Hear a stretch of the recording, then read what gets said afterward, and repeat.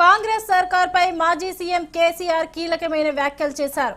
ఇన్ని రోజులుగా మౌనంగా ఉన్నా గంభీరంగా చూస్తున్నానని, నేను కానీ కొడితే మామూలుగా ఉండదని ఘాటుగా వ్యాఖ్యలు చేశారు. తెలంగాణ శక్తి ఏందో కాంగ్రెస్ వాళ్లకు చూపించి మెడలు వంచుతామని విమర్శించారు. కాంగ్రెస్ ఏడాది పాలనలో తెలంగాణ ప్రజలెవరూ సంతోషంగా లేరని తెలిపారు. కాంగ్రెస్ వాళ్లు దొరికితే ప్రజలు కొట్టేలా ఉన్నారని అన్నారు.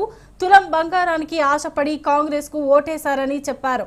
తెలంగాణలో ఒక్క పథకం కూడా సరిగ్గా అమలు కావడం లేదన్నారు. ప్రస్తుతం పథకాలన్నీ గంగలో కలిశాయని ధ్వజమెత్తారు. ఫిబ్రవరి చివర్లో భారీ బహిరంగ సభ పెడతానని, అప్పుడు తాడో పేడో తేల్చుకుందామని తేల్చి చెప్పారు కేసీఆర్. ఎర్రవల్లి ఫామ్ హౌస్ లో జహీరాబాద్ బీఆర్ఎస్ కార్యకర్తలతో కేసీఆర్ సమావేశమయ్యారు.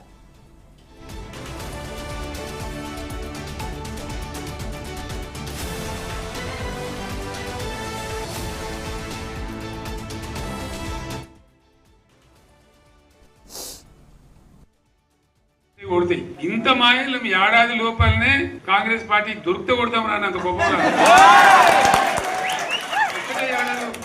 ఇంకా వాళ్ళ బొంద తెలివికి నిన్న వారి పార్టీ మంది పెట్టాలి. అదేందో పోలింగ్ పెట్టిన వాడు చూసిరా మీరు? ఆ పోలింగ్ పెడితే 70% మనకు వచ్చింది, 30% మనకి. వాడు పెట్టింది మనం పెట్టింది కాదు.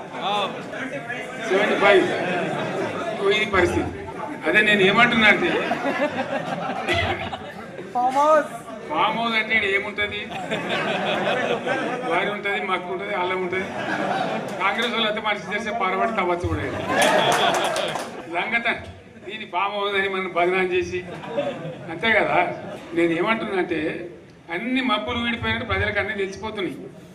మంచి ఏంది, చెడ్డ ఏంది, ఏం జరిగింది అన్నీ ఇంకా ఘోరమైతే నేను చెప్తున్నా. వీళ్ళ తెలివితక్కువతనానికి ఏమైంది? నిన్న మొన్న రిపోర్ట్ వచ్చింది. Comptroller and auditor general of India అని కాగ్ అంటారు దాన్ని. కాగ్ రిపోర్ట్ వచ్చింది. పోయిన సంవత్సరం మన గవర్నమెంట్లో వచ్చిన ఆదాయం కంటే 13,000 కోట్ల రూపాయల ఆదాయం తగ్గిపోయింది. 100కు 100% ఇప్పటికే ప్రజల నిర్ణయానికి వచ్చిండ్రు. డెఫినెట్ గా రాబోయే గవర్నమెంట్ మనదే అని అనుమానం కూడా అవసరం లేదు. ఎలక్షన్లలో మస్తు చూసిన 50 ఏళ్లలో పార్టీలు గెలితే కొడతాయి. ఇంత మాయలు ఏడాది లోపలనే కాంగ్రెస్ పార్టీ దొరికితే కొడతాం రానంత గొప్పగా